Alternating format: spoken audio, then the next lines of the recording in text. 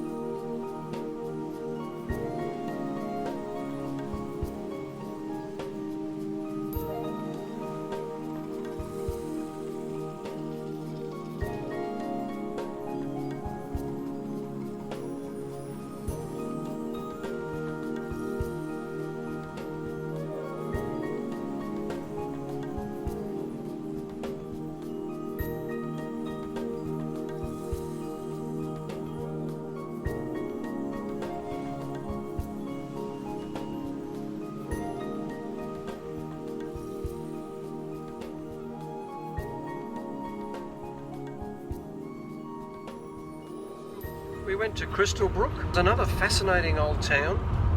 Lots of original old shop fronts. Just a wonderful old town. An old butcher with an interesting poster on the side of his shop.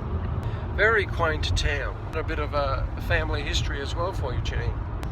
My father's oldest brother eventually settled in Crystal Brook and raised his 3 boys there. Just some great old places to drive through and, you know, keep a bit of a record for family history and family background for future reference.